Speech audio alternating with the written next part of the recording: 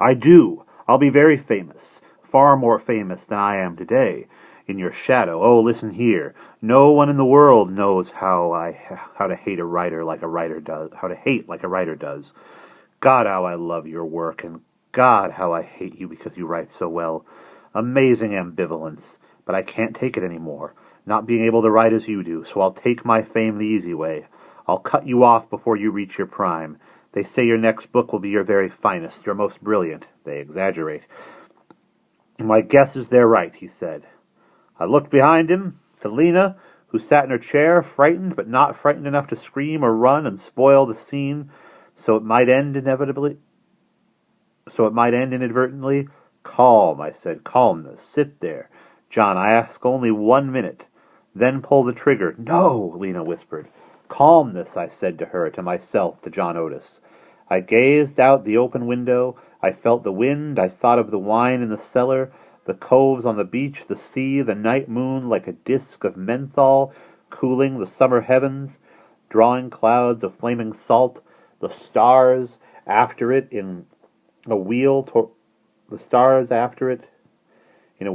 morning. I thought of myself, only 30, Lena 30, our whole lives ahead. I thought of all the flesh of life hung high and waiting for me to really start banqueting. I had never climbed a mountain. I had never sailed an ocean. I had never run for mayor. I had never dived for pearls. I had never owned a telescope. I had never acted on a stage, or built a house, or read all the classics. I had so wished to read. All the actions waiting to be done. So, in the almost instantaneous 60 seconds, I thought at last of my career, the books I had written, the books I was writing, the books I intended to write, the reviews, the sales, our huge balance in the bank, and believe or disbelieve me, for the first time in my life I got free of it all. I became in one moment a critic. I cleared the scales. On one hand, I cleared the scales. On hand, I put all the boats I hadn't taken, the flowers I hadn't planted, the children I hadn't raised, all the hills I hadn't looked at with Lena there, goddess of the harvest. In the middle, I put John Otis Kendall with his gun, the upright that held the balance, and on the empty scale, opposite I laid my pen, my ink, my empty paper, my dozen books. I made some minor adjustments. The 60 seconds were ticking by. The sweet night wind blew across the table. It touched a curl of hair on Lena's neck. Oh, Lord, how softly, softly it touched. The gun pointed at me. I have seen the moon craters in photographs, and that hole in space called the Great Coal-Sack Nebula, but neither was as big, take my word, as the mouth of that gun across the room from me. John, I said at last, do you hate me that much, because I've been lucky and you not? Yes, damn it, he cried. It was almost funny he should envy me. I was not that much better a writer than he. A flick of the wrist made the difference. John, I said quietly to him, if you want me dead, I'll be dead. Would you like for me never to write again? I'd like nothing better, he cried. Get ready. He aimed at my heart. All right, I said, I'll never write again. What? He said, we're old friends. We've never lied to each other, have we? Then take my word, from this night on, I'll never put pen to paper. Oh, God, he said, and laughed with contempt and disbelief. There, I said, nodding my head to the desk near him, are the only original copies of the 2 books I've been working on for the last 3 years. I'll burn one in front of you now. The other you yourself may throw in the sea, clear out the house, take everything faintly resembling literature, burn my published books too. Here, I got up. He could have shot me then, but I had him fascinated. I tossed one manuscript on the hearth and touched a match to it. No, Lena said. I turned. I know what I'm doing, I said. She began to cry. John Otis Kendall simply stared at me, bewitched. I brought him the other unpublished manuscript. Here, I said, tucking it under my right shoe, so his foot was the paperweight. I went back and sat down. The winds were blowing, and the night was warm, and Lena was white as apple blossoms there across the table. I said, from this day forward, I will not write ever again. At last, John Otis managed to say, how can you do this? To make everyone happy, I said. To make you happy because we'll be friends again eventually. To make Lena happy because I'll be just her husband again and no agents performing seal.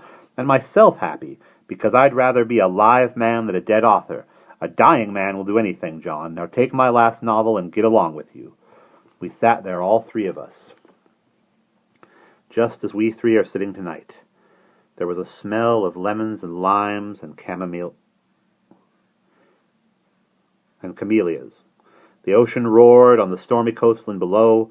God, what a lovely moonlit sound, and at last, picking up the manuscripts, John Otis took them, like my body, out of the room. He paused at the door and said, "I believe you," and then he was gone. I heard him drive away. I put Lena to bed. That was one of the few nights in my life I ever walked down by the shore. But walk I did, taking deep breaths and feeling my arms and legs, my face with my hands, crying like a child, walking and waiting in the surf, to feel the cold salt water foaming about me in a million suds. Dudley Stone paused. Time had made a stop in the room. Time was in another year. And the three of us were sitting there, enchanted with his telling of the murder. "And did he destroy your last novel?" I asked. Dudley Stone nodded. A week later, one of the pages drifted up on the shore. He must have thrown them over the cliff.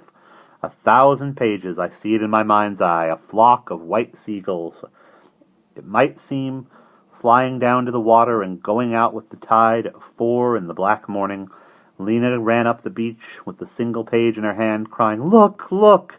And when I saw what she handed me, I tossed it back in the ocean. "Don't tell me you honored your promise!" Dudley Stone looked at me steadily. "What would you have done in a similar position? Look at it this way. John Otis did me a favor. He didn't kill me. He didn't shoot me. He took my word. He honored my word. He let me live. He let me go on eating and sleeping and breathing. Quite suddenly, he had broadened my horizons. I was so grateful that standing on the beach, hip deep in water, that night I cried. I was grateful. Do you really understand that word? Grateful that he let me live when he had it in his hand to annihilate me forever." Mrs. Stone rose up. The dinner was ended. We cleared the dishes, we lit cigars, and Dudley Stone strolled me over to his office at home, a roll-top desk, its jaw propped wide with parcels and papers and ink bottles, a typewriter, documents, ledgers, indexes. It was all rolling to a boil for me. John Otis simply spooned the froth off the top so I could see the brew. It was very clear, said Dudley Stone.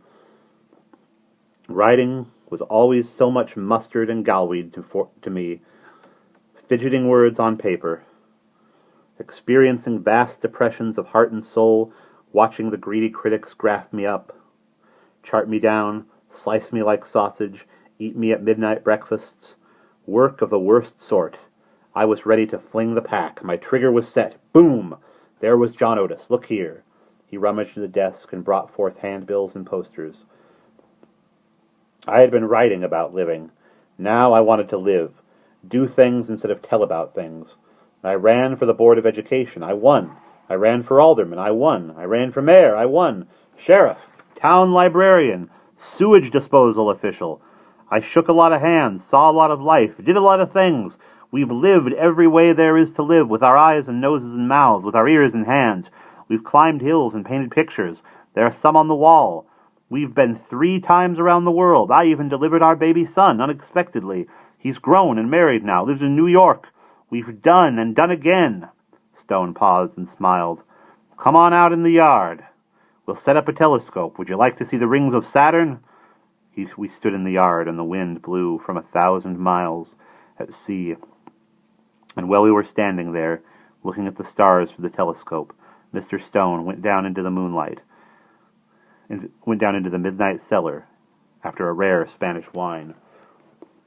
It was noon the next day when we reached the lonely station after a hurricane trip across the jouncing meadows from the sea. Mr. Dudley Stone let the car have its head while he talked to me, laughing, smiling, pointing to this or that outcrop of Neolithic stone, this or that wild flower, falling silent again only as we parked and waited for the train to come and take me away.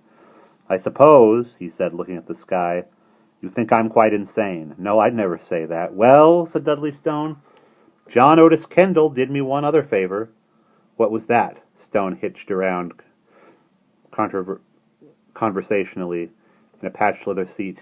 He helped me get out when the going was good.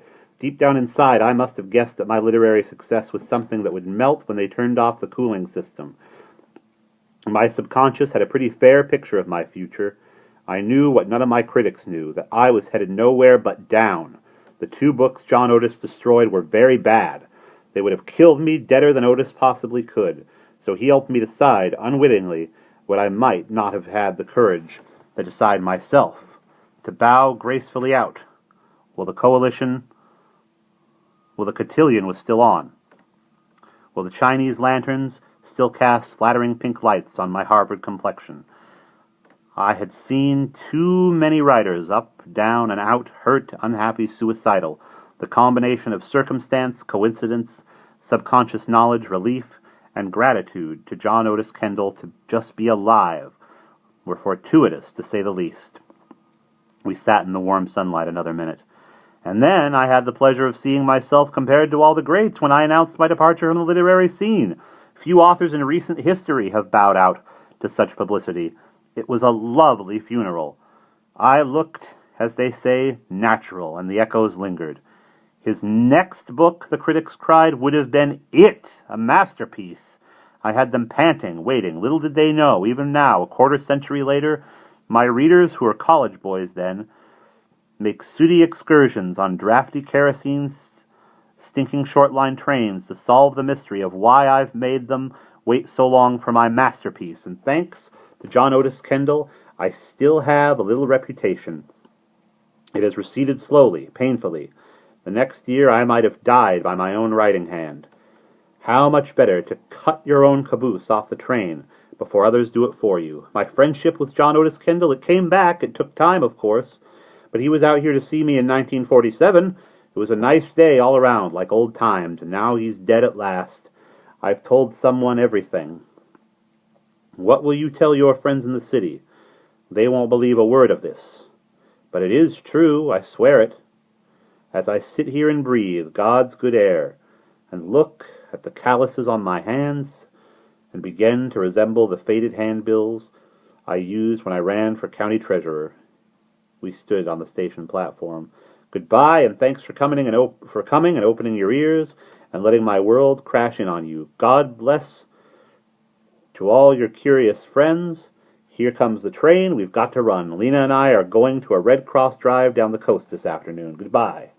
I watched the dead man stomp and leap across the platform, felt the planking shudder, saw him jump into his Model T, heard it lurch under his bulk, saw him bang the floorboards with a big foot, idle the motor, roar it, turn, smile, wave at me, and then roar off and away toward that suddenly brilliant town called obscurity, by a dazzling seashore called the past. And that's the end.